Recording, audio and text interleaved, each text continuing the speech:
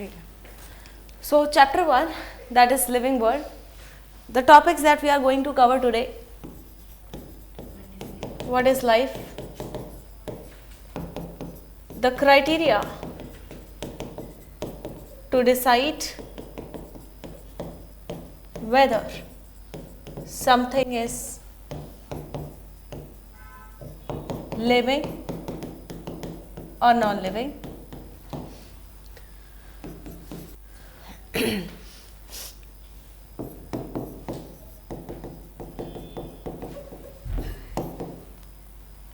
diversity in living organisms,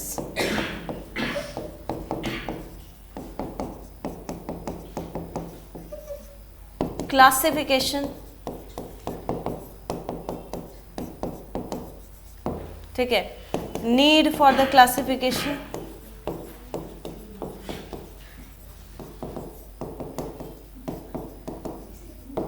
तो ये सारे टॉपिक्स आज हम कवर करेंगे.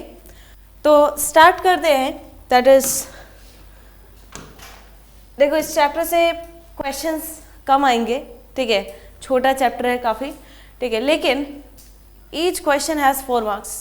It will fetch you the same number of marks with the question from the human physiology is going to fetch you. So this is a highly ignored chapter, ठीक है, लेकिन कोई भी टॉपिक हमें अगर जो है पूरा 360 आउट ऑफ 360 स्कोर करने हैं तो हम किसी भी टॉपिक को इग्नोर नहीं कर सकते हैं, ठीक है. तो सबसे पहले we will understand what is the criteria to decide whether an organism is living or non-living. अगर ये पेन मेरे को दिख रहा है, मैं इसको कह रही हूँ कि भाई ये नॉन लिविंग है और मैं लिविंग हूँ, तो किस बेसिस पे मैं ये बात कह सकती हूँ, ठीक है. अब ये बड़ी ही मतलब इसको हम नॉर्मल जो है ऑब्जर्वेशन से भी बता सकते हैं कि हाँ भाई ये सांस नहीं ले रहा, मैं सांस ले रही हूँ, ठीक है, इसमें कोई ब्लड पंप नहीं हो रहा, मेरे अंदर हो रहा है, ठीक है, ये चल नहीं सकता, मैं चल रही हूँ, तो मैं लिविंग हूँ. लेकिन हमें when we are studying biology as a subject we need to understand the technical part of it, ठीक है. So that we are going to understand in this topic. तो क्या क्या क्राइटेरिया हम ले सकते हैं, ठीक है. Reproduction, growth, metabolism, consciousness, cellular organisation,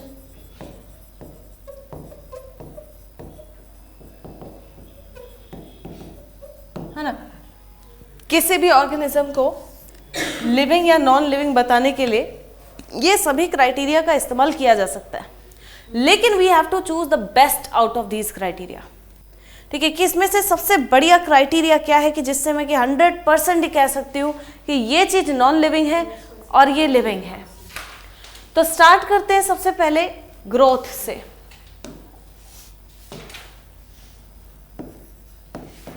अब यहाँ पे आपको एक और चीज बता दूं कि ये जो मैंने क्राइटेरिया यहाँ पे उठाया ना, तो यहाँ पे मेरा बेस्ट क्राइटेरिया क्या होने वाला है. बेस्ट वो होगा जिसमें एक्सेप्शंस नहीं होंगे.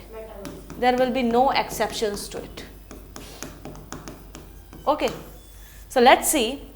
इस चीज को अनरेवल करते हैं कि किसमें कोई एक्सेप्शन नहीं है, ठीक है. तो सबसे पहले अगर बात करें ग्रोथ, तो permanent, irreversible, increase in the size of living organism or a part of it. This is called growth. Growth किसी भी ऑर्गेनिज्म में आपको कैसे पता चलता है कि हाँ भाई ग्रोथ हो रही है? How do you know? Size, ठीक है. तो हाउ डू वी नो? तो ग्रोथ के 2 कैरेक्टरिस्टिक्स हैं, ठीक है. Increase in number of cells और इंक्रीज इन साइज, ठीक है. तो इनके बेसिस पे आप बोल सकते हो कि हाँ भाई लिविंग ऑर्गेनिज्म में ग्रोथ हो रही है. लेकिन अगर मैं ग्रोथ की बात करूं तो मेरी जो ग्रोथ होती है ना, ठीक है, ये भी दो तरीके की होती है. It could be intrinsic growth and it could be extrinsic growth. अब इन दोनों के बीच में क्या फर्क है? तो एक अमीबा के अंदर आप देखो जो ग्रोथ हो रही है, एक अमीबा के अंदर जब ग्रोथ हो रही है आपको कैसे पता चल रहा है? इसके प्रोटोप्लाज्म का कंटेंट बढ़ रहा है, आपने कहा कि इसमें ग्रोथ हुई है. ठीक है. अब इसी तरीके से अगर मैं ग्रोथ की बात करूं तो सपोज कर लो कि ये दो टेक्टोनिक प्लेट्स हैं. ये टेक्टोनिक प्लेट्स जब आपस में एक दूसरे से टकराती है ना, तो यहाँ पे फोल्ड माउंटेन्स बनते हैं इस तरीके से. क्या ये ग्रोथ नहीं है क्या? ये भी तो ग्रोथ है. फिर इन माउंटेन्स पे पत्थर पत्थर एक्यूमुलेट होकर के यहाँ पे भी ग्रोथ हो सकती है. ये बोल्डर्स और माउंटेन्स, तो ये भी तो एक तरीके से ग्रोथ हुई. ये भी हमारे ग्रोथ के क्राइटेरिया में फिट हो रहा है. लेकिन यहाँ पे जो ये ग्रोथ है वो अंदरूनी ग्रोथ नहीं है, ये एक्यूमुलेशन ऑफ मटेरियल की वजह से हो रही है. यहाँ पे जो ग्रोथ है वो इंटरनल मैकेनिज्म की वजह से हो रही है, मेटाबॉलिज्म की वजह से हो रही है. तो ये ग्रोथ हो रही है, ये ग्रोथ का रीजन है यहाँ पे जब हमारे एनाबॉलिक रिएक्शंस जिनसे चीजें बनती हैं they surpass the catabolic reactions, that's when the intrinsic growth happens. Extrinsic growth is limited to the accumulation of material.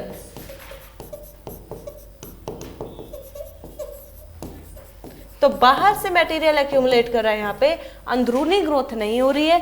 इसलिए overall growth has failed to become a criteria to classify a living organism as living and non living.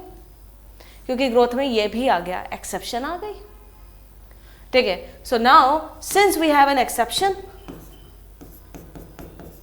extrinsic growth is an exception, that's why growth can't be taken as a criteria to classify something, anything as living or non living. चलो ठीक है, मान लिया. अब चलते हैं reproduction पे.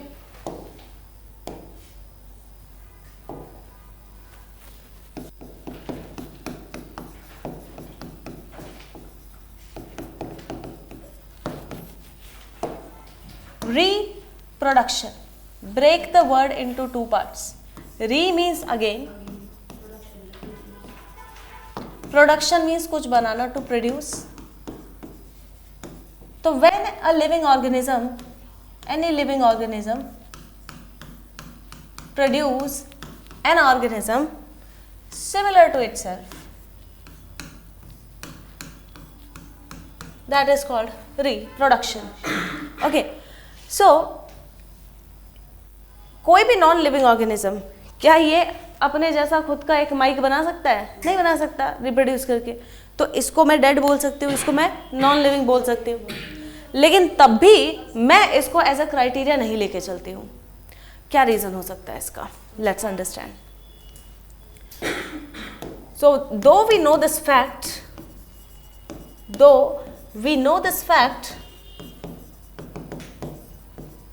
that non-living things do not reproduce,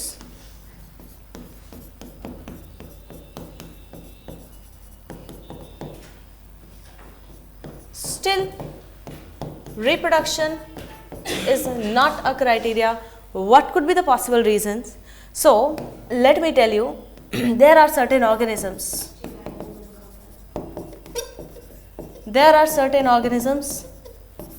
जिनको नेचुरली नहीं प्रोड्यूस किया जाता, जैसे कि म्यूल. तो म्यूल किसका कॉम्बिनेशन से बनता है भाई? डोंकी और. ठीक है. तो हॉर्स एंड डोंकी का हाइब्रिड होता है म्यूल. तो ये ऑर्गेनिज्म जो है, क्योंकि ये नेचुरल तरीके से नहीं बना है, ठीक है, इसलिए ये आगे अपने जैसे और लिविंग ऑर्गेनिज्म और म्यूल से नहीं बना सकता. आपको जब भी म्यूल बनाना है आपको हॉर्स और डंकी का हाइब्रिडाइजेशन कराना पड़ेगा. तो ये अगर रिप्रोड्यूस नहीं कर रहा, लेकिन ऐसा तो नहीं कि ये बेचारा सर्वाइव नहीं कर रहा. देखिए खच्चर तो पहाड़ों में बहुत चलते हैं, तो लिविंग तो होंगे ही. ठीक है, तो it can't reproduce but still living.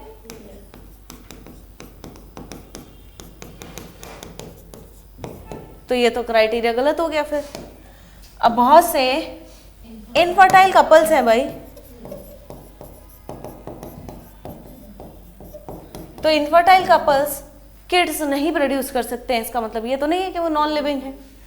ठीक है, तो reproduction has failed to become the criteria to classify living organism as, ठीक है, एनीथिंग एज लिविंग और नॉन लिविंग। तो दो चीजें हमने देख ली यहाँ पे, growth and reproduction. Now let's come to the third, that is metabolism.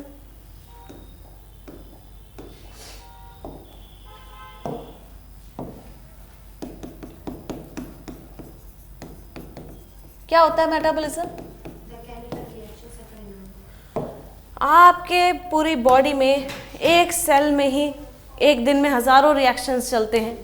ठीक है, बॉडी के सभी सेल्स के रिएक्शंस को जोड़ दो, sum total of all the chemical reactions happening in your body is simply what you call the metabolism. The sum total of all the chemical reactions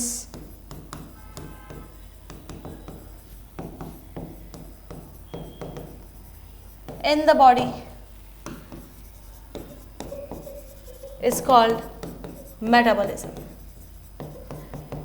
Some of these chemical reactions lead to the breakdown of substrates.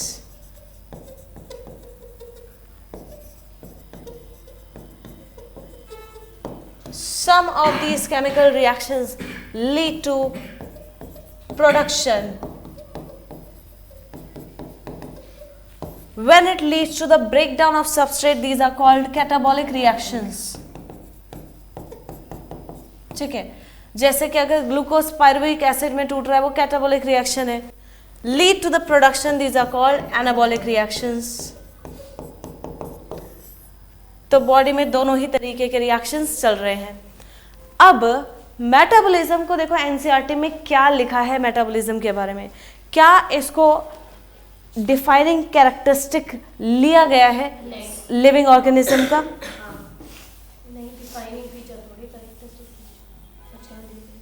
ठीक है, is it taken the defining feature of the living organism?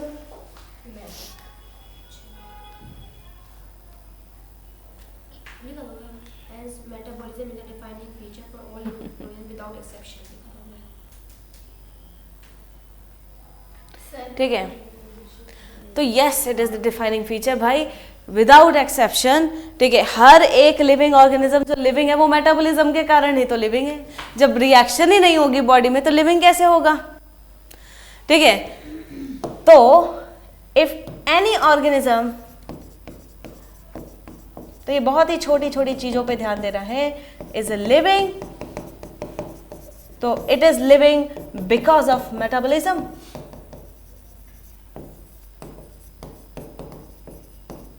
तो yes it is the defining feature. जिस भी organism में cell है, cell में reactions होते हैं, तो इसलिए कहा है कि cellular organisation is the defining feature.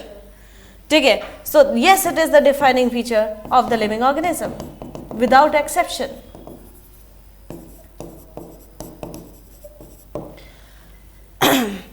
But इसके बाद आप एक और पैरामीटर पढ़ेंगे, दैट इज कॉन्शियसनेस। उतनी वेटेज इसको क्यों नहीं दी गई जितनी कॉन्शियसनेस को दी गई है, उसका रीजन समझते हैं। आज के समय में साइंस इतना एडवांस कर गया है कि मेटाबॉलिक रिएक्शंस जो है वो लिविंग ऑर्गेनिज्म की बॉडी के बाहर भी कराए जा सकते हैं। ठीक है, so today the science had advanced to a level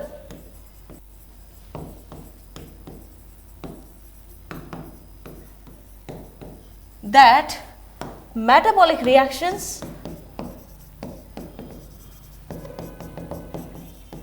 are possible to carry out in vitro, that is outside the body of living organism। तो इसको क्या बोलोगे आप, लिविंग बोलोगे या नॉन लिविंग बोलोगे? These are surely the living reactions because I have told you कि जहां मेटाबॉलिज्म है वहां लाइफ है। ठीक है,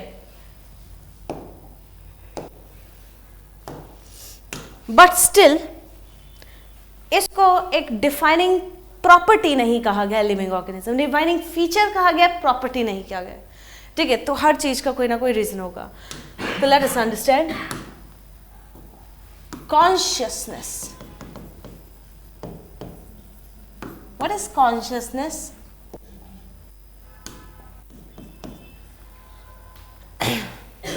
व्हाट इज कॉन्शियसनेस? ठीक है, ठीक है, हाँ, तो जैसे कोई आपको थप्पड़ मारने के लिए आता है तो आप उसको रिस्पॉन्स देते हो किसी भी तरीके से, वर्बल तरीके से, ठीक है, या अपने हाथ पैर का यूज करके। तो कॉन्शियसनेस का मतलब होता है response to the external stimuli, response to the external stimuli. तो are we conscious? Do we respond to the external stimuli? Yes, beat heat, temperature, physical pressure, pain, everything, सभी तरीके के स्टिमुलाई को हम रिस्पॉन्स देते हैं। Are plants conscious? ठीक है, कैसे? उसको थप्पड़ मारो वो तो नहीं रिस्पॉन्स देता, yes, but it does respond to the, ठीक है। So plants are equally conscious, plants are equally conscious. They do not show locomotion, and that does not mean that they are unconscious. They are equally conscious to the light, temperature, water, that is phototropism. Tropism का मतलब होता है एक particular stimuli की तरफ grow करना, ठीक। Hydrotropism, ठीक है।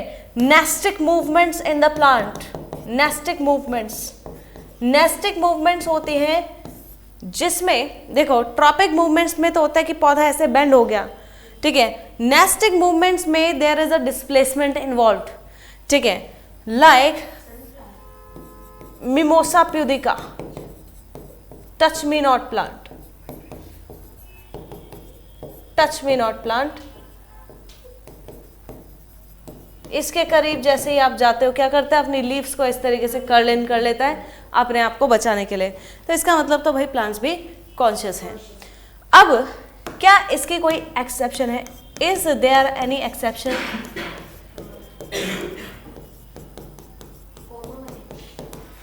अब यहाँ पे देखो एनसीईआरटी में कोई भी चीज़ है ना डायरेक्ट नहीं लिखी जाती है, उसको वो आपके ऊपर जो है छोड़ देता है कि भाई हाँ अब समझो इसको, ठीक है।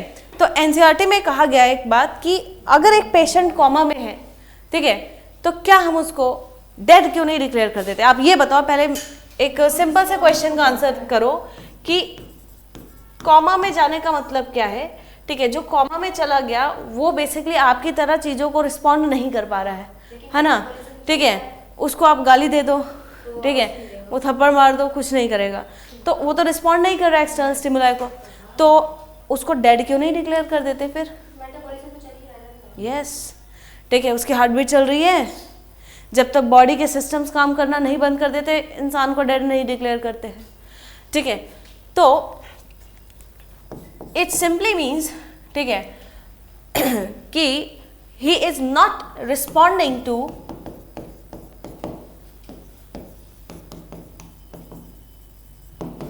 द एक्सटर्नल स्टिमुलाई, लेकिन वो रिस्पॉन्स नहीं कर रहा, स्टिमुला रिसीव जरूर हो रहा है। उसको जो मेडिकेशंस दी जा रही हैं, क्या बॉडी का फिजियोलॉजिकल रिस्पॉन्स नहीं है उन मेडिकेशंस की तरफ? यस, देयर कुड बी, इसलिए उस इंसान को हमने डेड नहीं डिक्लेयर किया है। So there can be a physiological response.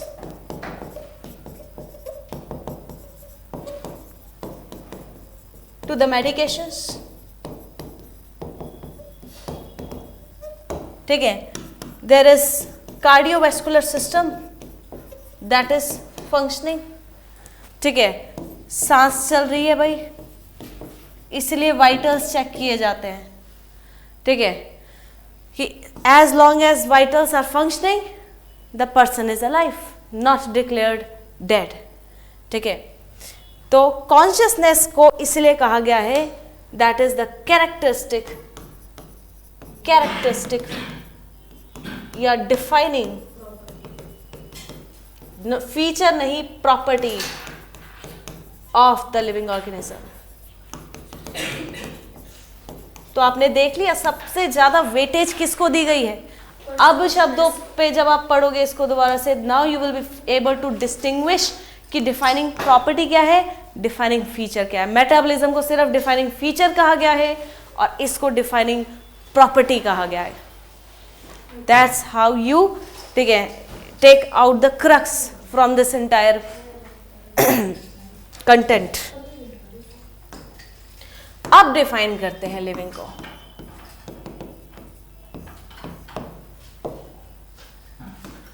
So living organism is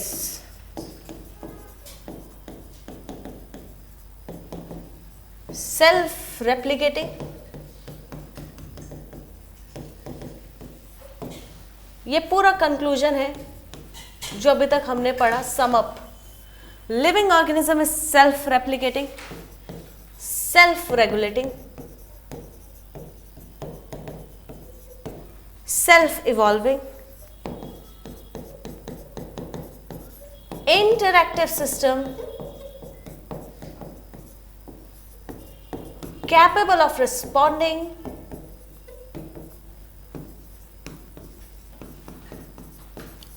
to external stimuli। अभी तक जो चीज़ें हमने पढ़ी उससे कंप्लीट डेफिनेशन निकल के आ गई। उसको पढ़ने का फ़ायदा ये रहा कि हमें समझ में आ गया कि लिविंग ऑर्गेनिज्म क्या होता है। अब यहाँ पे आपको किस टर्म का मीनिंग पता है, किसका नहीं पता। सेल्फ रेप्लिकेटिंग आप समझते हैं, सेल्फ रेगुलेटिंग समझते हैं, सेल्फ इवॉल्विंग समझते हैं, ये अभी आपको नहीं पता।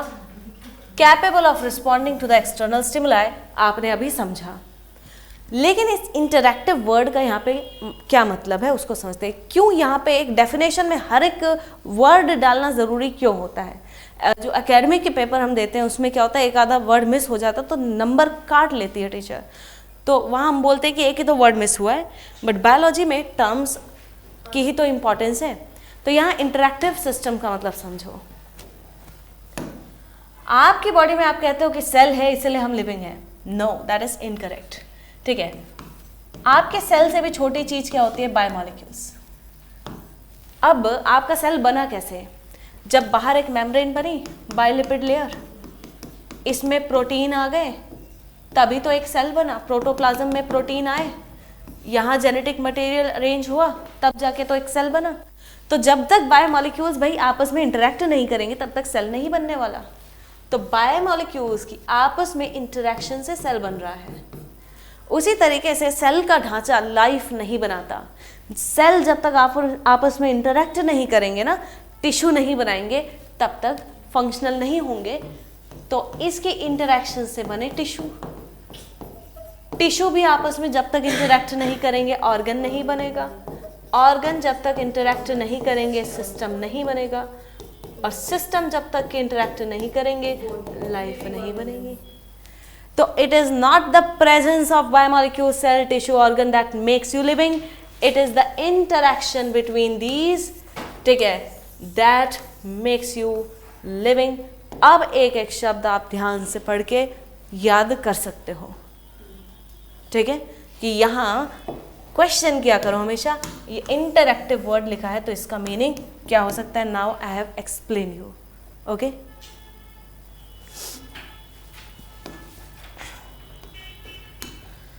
तो now having understood the meaning of life, we will understand the diversity in the living organisms.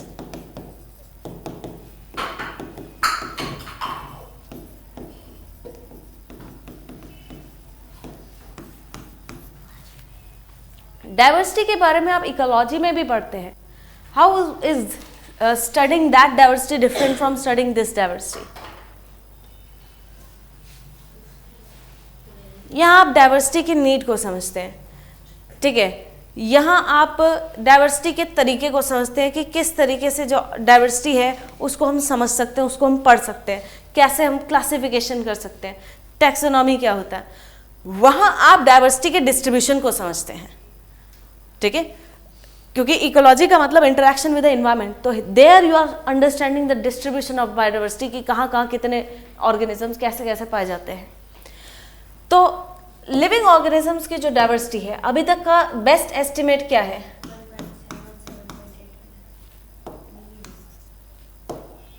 IUCN का एस्टिमेट क्या कहता है कि लिविंग ऑर्गेनिजम्स की जो डाइवर्सिटी है इंक्लूडिंग प्लांट्स एंड एनिमल्स, नई एनसीईआरटी में इसको अपडेट कर दिया हो गया, ठीक है। पहले ये 1.5 था, अब इन न्यू एनसीईआरटी 1.7 to 1.8 मिलियन में रन करती है। अब आप समझेंगे कि भाई बस इतनी मिलियन, तो बेटा ये नंबर नहीं है, ठीक है। 1.7 या 1.8 मिलियन का मतलब नंबर नहीं होता, ठीक है। इसका मतलब होता है कि इतनी डाइवर्सिटी है। डाइवर्सिटी का मतलब हो गया type of living organism. Numbers तो कितने में रन करते होंगे आप सोचो, जब डाइवर्सिटी ही इतनी है, ठीक है। So it's a huge diversity. तो इतनी डाइवर्सिटी आप सोचो अगर लिविंग ऑर्गेनिजम्स की इस प्लेनेट पे है, ठीक है, आपको एक ही स्पीशीज की ना हजारों सब स्पीशीज भी मिल सकती है। तो कुछ कुछ स्पीशीज ऐसी होती है जिनकी हजारों सब स्पीशीज हैं। अब एक एक ऑर्गेनिज्म को अगर सपोज कर लो मैं पकड़ के स्टडी करना शुरू कर दूं, it will take me millions of years probably, ठीक है। तो ताकि हमें मिलियंस आन ना लग जाए इस मिलियंस की डाइवर्सिटी को समझने के लिए, इसलिए हम क्या करेंगे, what we will do, we will prefer, जैसे अगर एक क्लास में 1000 बच्चे हैं, ठीक है, तो मेरे लिए बहुत मुश्किल है ट्रैक रखना कि भाई हाँ ठीक है कौन अच्छा है, तो इसीलिए हम क्या करते हैं सेक्शंस में डिवाइड करते हैं हमेशा क्लास, ठीक है। तो ग्रुपिंग इज द बेस्ट तरीका to study this huge diversity. तो ग्रुपिंग कर दो या क्लासिफिकेशन कर दो। So to make the study of this huge diversity easier and feasible, we basically classify the living organism.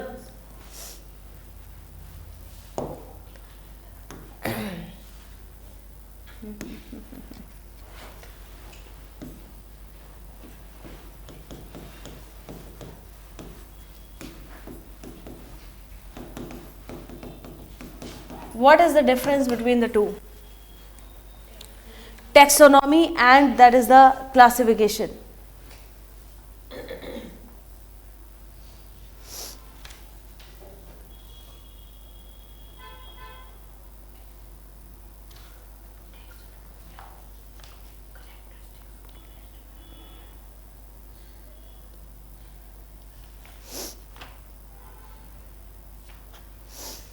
तो क्लासिफिकेशन का सिंपल मतलब क्या है, ग्रुपिंग ऑफ लिविंग ऑर्गेनिजम्स।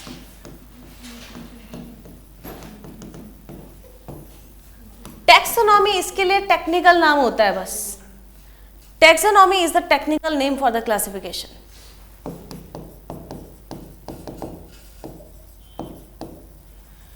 क्योंकि इसमें क्या होता है, हर एक ग्रुप ऑफ लिविंग ऑर्गेनिजम्स जो होता है ना, उसको एक ग्रुप की जगह हम एक टर्म यहां पे यूज करते हैं, टैक्सा।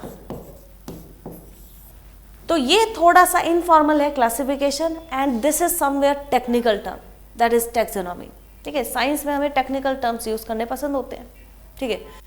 अब what should be the steps of taxonomy. तो आपको भाई सपोज कर लो कि कहीं से एक नया ऑर्गेनिज्म आपने कहीं जंगल में गए ऑब्जर्व किया, आपने कोई एक प्लांट ऑब्जर्व किया, ठीक है, एक प्लांट ऑब्जर्व किया है आपने।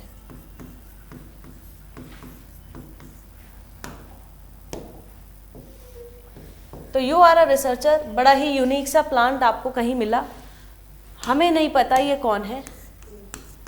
तो सबसे पहले आप क्या करेंगे, इसको आपको क्लासिफाई सीधा नहीं कर देंगे, इसको सबसे पहले आप स्टडी करेंगे इस पौधे के फीचर्स को, ठीक है। इसको आप क्या करेंगे, सबसे पहले यू विल आइडेंटिफाई कि ये कौन है भाई, प्लांट है, एनिमल है, क्या है, ठीक है, यूनिसेलुलर है, मल्टीसेलुलर है। फिर आप इसके कैरेक्टर्स को नोट डाउन करोगे कि अगर प्लांट है तो मोनोकॉट है या डाइकॉट है, क्या है, ठीक है। तो कैरेक्टराइजेशन, तो कैरेक्टर्स पता चल गए तो आपको दिखा कि इसमें पैरेलल वेनेशन है, तो इसको मोनोकॉटिनिडली क्लास में रख दिया। तो क्लासिफाई कर दिया अब आपने इसको, आपने देखा इसमें फूल पत्ती आ रहे हैं तो इसको एंजियोस्पर्मी फैमिली में रख दिया, ठीक है।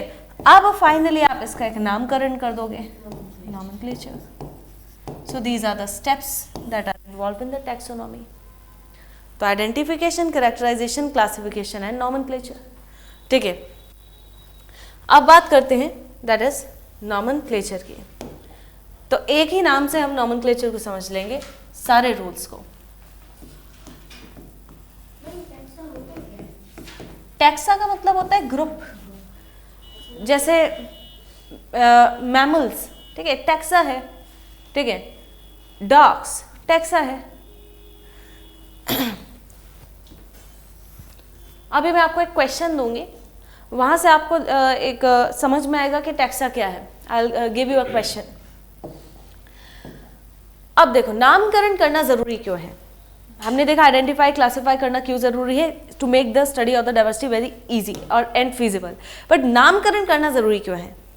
बिना नाम के हमें कुछ पता नहीं चलेगा किसमें डालना है। नहीं, बिना नाम के ये नहीं, नाम हर किसी चीज़ का होता ही है, ठीक है। अब जैसे किसी को मान लो कोई ट्राइबल एरिया में एक पौधे को बहुत से नामों से जाना जा सकता है, एक पर्टिकुलर इलाके में, ठीक है, किसी एक पौधे के बहुत अलग अलग नाम हो सकते हैं।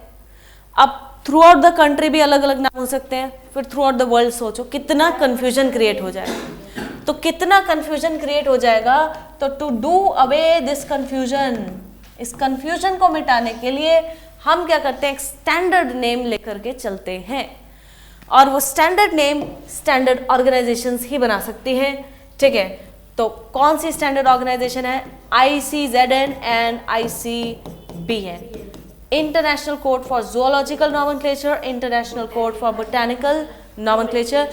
ये एनिमल्स के, ठीक है, it deals with the zoological names and this one deals with the botanical names. Okay, now let us understand the rules of nomenclature। और यहाँ पे मैं आपको एक डिफरेंस भी बताऊंगी कि प्लांट में जो नॉमेनक्लेचर है वो एनिमल्स के नॉमेनक्लेचर से किस तरीके से अलग होता है। तो I'll take a single name with the help of which I'll be explaining you the entire concept of nomenclature।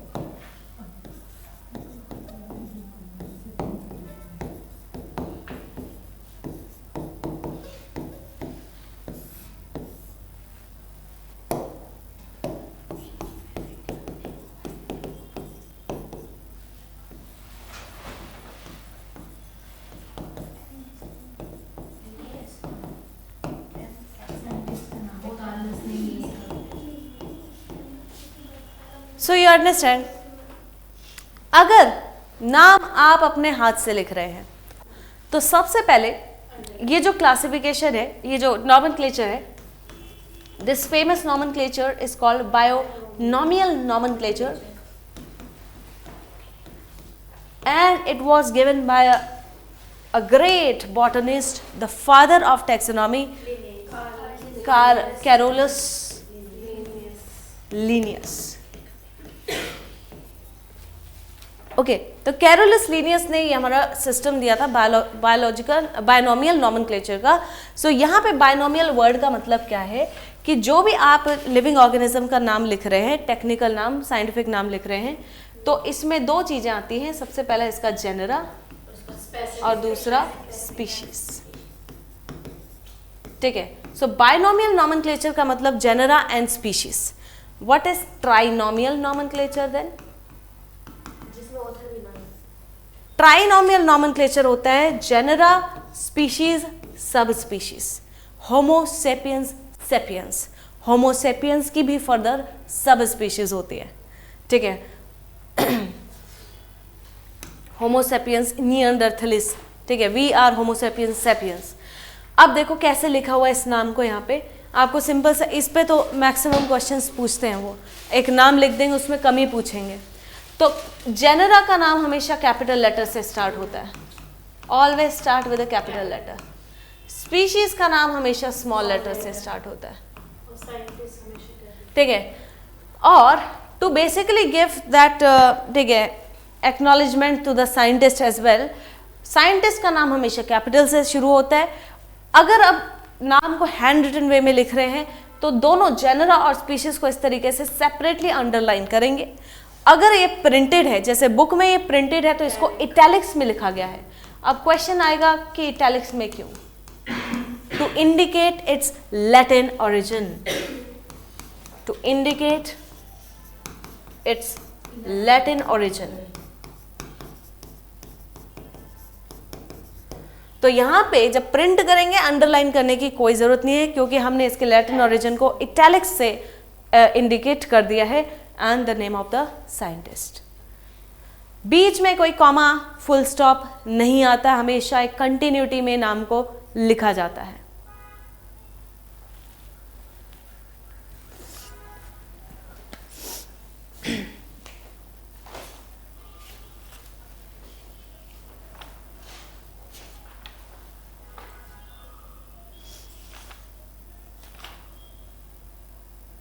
हाँ, क्वेश्चन दे रही थी मैं आपको।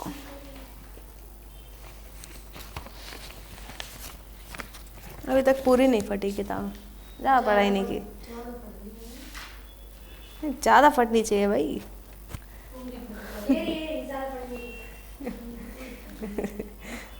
गत्ता ही पढ़ा है तूने, समझ के अंदर का कुछ नहीं पढ़ा, बाहर नहीं पढ़ी है।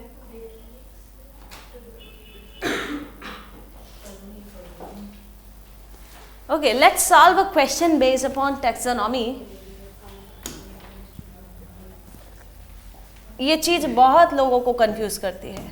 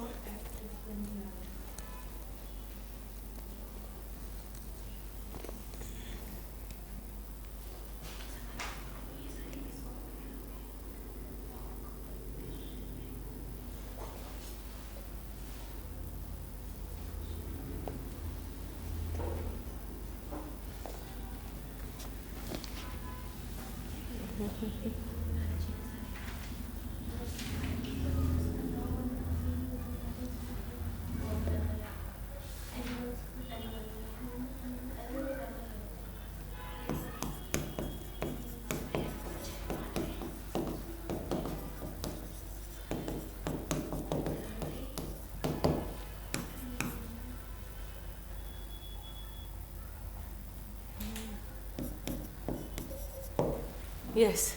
Which of the following represent taxa at the different levels?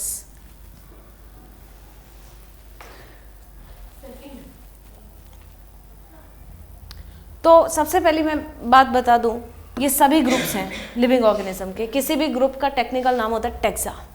तो ये भी टैक्सा है सारे, ये भी टैक्सा, सब टैक्सा है। लेकिन राइस, व्हीट, मेज आपको मालूम है ये स्पीशीज है, ठीक है। तो बेसिकली ये क्या होती है, ये एक ही लेवल पे आ गई, सब स्पीशीज है ना आगे, ठीक है। तो all belong to the same level, to that of the species. तो हायरार्की में देखो, कीप, पॉट, क्लीन और family, get, sick, kingdom, phylum, class, order, family, genus, species. अब यहाँ सेकेंड वाले को देखो, डॉग, मैमल और एनिमल। डॉग किसके अंदर आता है, ठीक है, स्पीशीज। मैमल किसके अंदर आता है?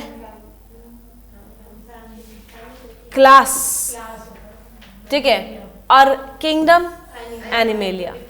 तो क्या ये डिफरेंट लेवल पे हो गए? So these are taxa at different levels. Plantae, animalia, fungi अलग अलग टैक्सा है but at the same level, that is a kingdom level. तो level means the hierarchical level, ठीक है। कोई समझाने का कि इसकी क्या कही थी आपने? कीप और हाँ मैं अभी कराऊंगी हायरार्की, ठीक है।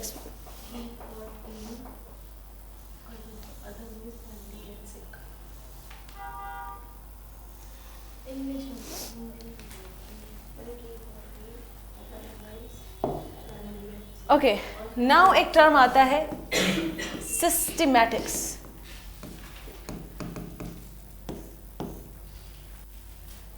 तो क्लासिफिकेशन टैक्सोनॉमी के बीच में डिफरेंस समझ में आया।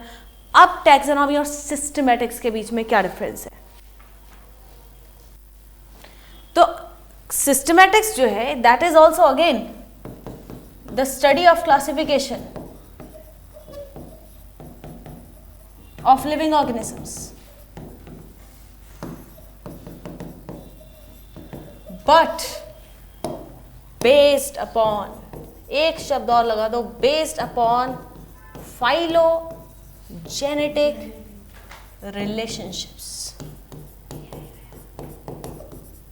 मतलब यहां पे हम ऑर्गेनिजम्स के बीच की इवोल्यूशनरी रिलेशंस को भी कंसीडर कर रहे हैं।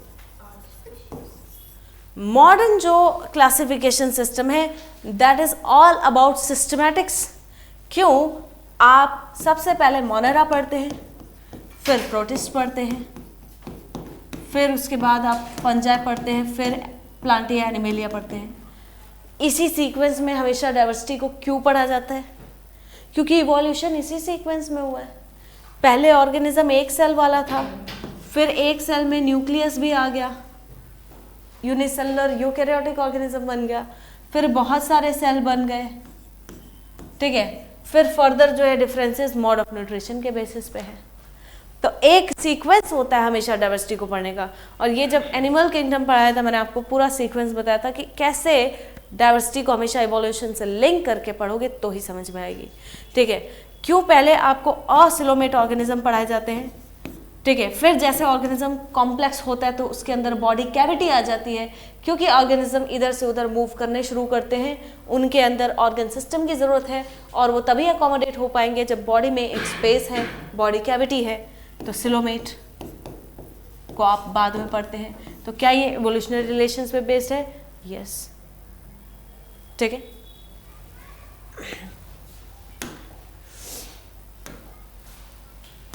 अब इसके बाद हम स्टार्ट करेंगे in the next class that is taxonomical hierarchy, ठीक है। इसको हम पढ़ेंगे। अब क्या लगाऊं?